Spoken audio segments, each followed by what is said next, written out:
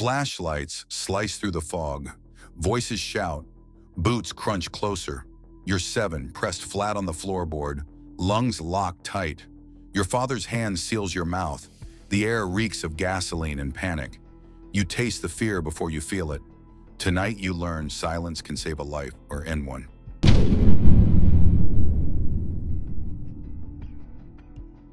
Before you understood, everything felt normal.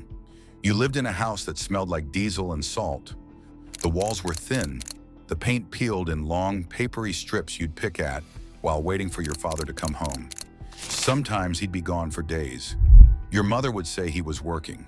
You believed her because children believe everything. The neighborhood was a patchwork of rust and noise. Dogs barked at nothing. Men sat on porches drinking from unmarked bottles, their laughter sharp and sudden. You played in alleyways that smelled like rain and rotting fruit, kicking a deflated soccer ball against graffitied walls. Your father's hands were always rough, calloused, stained with grease or dirt or something darker you couldn't name. When he came home, he'd lift you onto his shoulders and you'd feel like you were flying. He smelled like cigarettes in the ocean. He'd ruffle your hair and slip folded bills into your mother's hand without a word. There were rules you didn't question. Don't answer the door. Don't talk to police. Don't ask what's in the shed. At night, you'd hear engines idling in the driveway. Low voices, the creak of the gate. Your mother would close your bedroom door a little tighter, sing a little louder. You'd fall asleep to the hum of secrets moving through the dark, never knowing you were breathing the same air as danger. It was home. It was love. It was all you knew.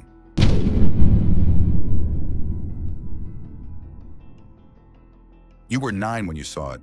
You weren't supposed to be awake. But you heard the truck pull in, its engine different from the others, deeper, angrier. You crept to the window, bare feet silent on cold tile. Through the curtain's gap, you watched. Your father and 2 men you'd never seen before unloaded wooden crates from the truck bed. They moved fast, methodical, no talking, just the scrape of wood, the grunt of effort, the metallic click of something being locked. The shed door swung open. A sliver of yellow light spilled out, then vanished. One of the men looked toward your window. You froze. He stared for 3 long seconds. Then he turned away. The next morning, you asked your father what was in the crates. He stopped chewing. The kitchen went quiet except for the drip of the faucet. Your mother's hand tightened around her coffee mug. Your father's eyes, usually warm, turned into something flat, stone. You didn't see anything, he said. Not a question, a command. You nodded. He ruffled your hair. The gesture felt rehearsed. Good kid. But something had shifted. You started noticing things. How your father checked the rearview mirror constantly. How visitors never stayed long. How money appeared but never seemed to bring happiness. How your mother flinched at sudden sounds. You didn't understand it yet, but you felt it. The weight of a truth too heavy for your small hands to hold.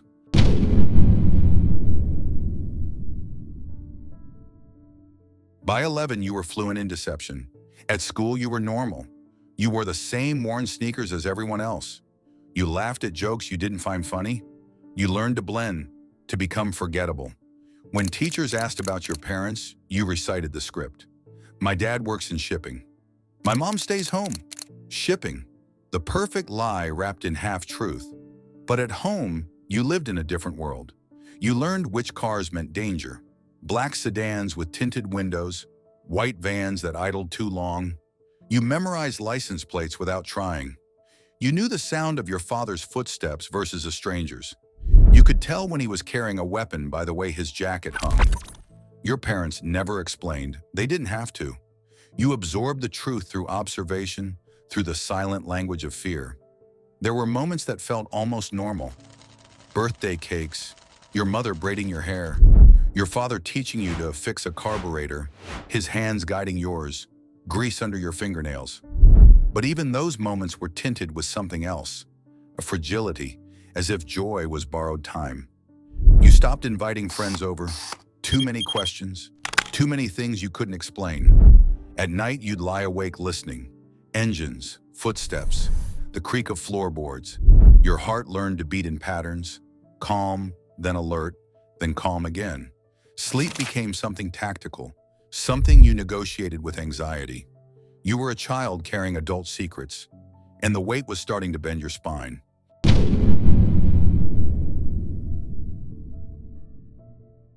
You loved him. That's the part people don't understand. Your father wasn't a monster. He was the man who made you pancakes on Sunday mornings, who fell asleep during movies with you tucked against his chest, who cried, just once when you caught him, in the garage with his head in his hands. "I'm doing this for you," he said when he finally noticed you standing there. His voice cracked. "So you can have more than I did." You wanted to believe him. Maybe you did. Maybe you still do. Your mother was different, quiet, watchful. She moved through the house like a ghost, always cleaning, always waiting. She'd kiss your forehead and whisper, "Be smart, be careful, be invisible." Her love came wrapped in warnings. There was a brother, or maybe a cousin, the lines were blurred, who stayed with you sometimes. He was older, harder. He taught you things. How to spot undercover cops, how to lie convincingly, how to run.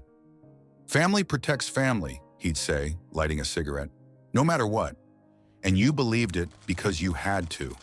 Because if you stopped believing, if you let yourself see them as criminals instead of family, then what did that make you? So you stayed loyal. You kept secrets. You became complicit not through choice, but through love. The most dangerous kind of loyalty. The kind that makes you an accomplice in your own captivity. You wore that loyalty like armor, but armor gets heavy.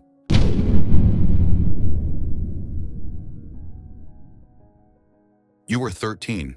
The raid came at 3 a.m., a violence of sound and light that ripped through the house like a storm. Doors exploding inward, boots thundering, voices screaming commands you couldn't process, flashlight beams cutting through darkness like knives. Your mother grabbed you, pulled you from bed, her nails dug into your arm. She shoved you toward the closet, but it was too late. Men in tactical gear flooded your room. Black uniforms, rifles, faces hidden behind masks. "Down! On the ground! Now!" You hit the floor. Carpet burned your cheek. Someone's boot pressed against your spine. You heard your mother screaming your name. Heard your father shouting. Heard sounds you couldn't identify. Crashes, splintering wood, something shattering. They dragged your father out in handcuffs. He didn't look at you. Maybe he couldn't. His face was stone, but his hands were shaking. The house was destroyed. Furniture overturned. Walls torn open. The shed, empty now. Evidence bagged and tagged. Neighbors watched from windows and doorways, their faces a mix of shock and something worse. Satisfaction, as if they'd always known. You sat on the curb wrapped in a blanket someone gave you. Dawn came gray and cold. Police radios crackled. An officer tried to talk to you, but the words sounded like they were underwater. Your mother stood beside a patrol car, arms wrapped around herself, staring at nothing. That's when you realized your childhood ended tonight, and you'd never get it back.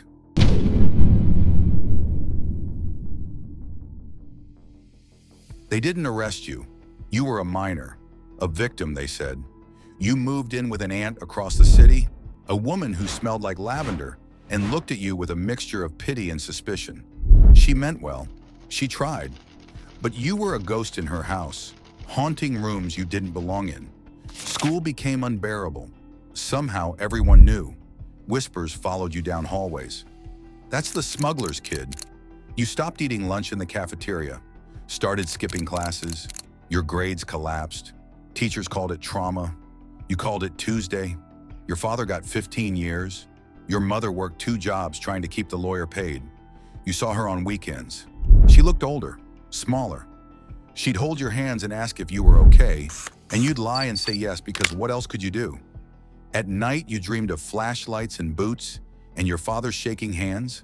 You tried to be normal, got a part-time job, made a few friends who didn't know your story, but you were always waiting for the other shoe to drop, always checking over your shoulder, always expecting the world to crack open again. Some kids from the old neighborhood reached out, offered you work, easy money. You understood the appeal, the cycle pulling you back like gravity. But you'd seen where that road ended, so you chose differently. Not because you were strong, but because you were tired. Tired of running, tired of hiding, tired of carrying weight that was never yours to begin with.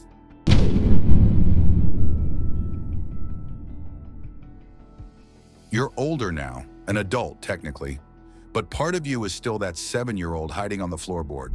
You visit your father sometimes. He sits across from you in the visiting room wearing prison orange, and you search his face for answers he can't give. He asks about your life. You keep it vague. He nods like he understands. Maybe he does. "I'm sorry," he said once. Just once. You didn't know how to respond. Your mother remarried. A good man, quiet, stable. Sometimes you resent him for being everything your father wasn't. Sometimes you're grateful. Mostly you're just confused. You've built a life. Not the one you imagined as a kid. Those dreams died on a cold curb at dawn. But something resembling stability. You work. You pay taxes. You don't look over your shoulder as much anymore. But the shadows follow. You can't watch crime dramas without your chest tightening. Can't see police lights without your palms sweating. You've never told anyone the full story. How could you? How do you explain that you love the people who built your prison? There are nights you wonder what you inherited beyond trauma. Your father's eyes, your mother's quiet strength, but also his ability to compartmentalize. Her capacity for endurance, the survival instincts that kept you alive. You didn't choose this legacy, but it chose you. And now you carry it, not with pride, not with shame, but with the simple acknowledgement that it's yours. The shadows raised you, and part of you will always belong to them.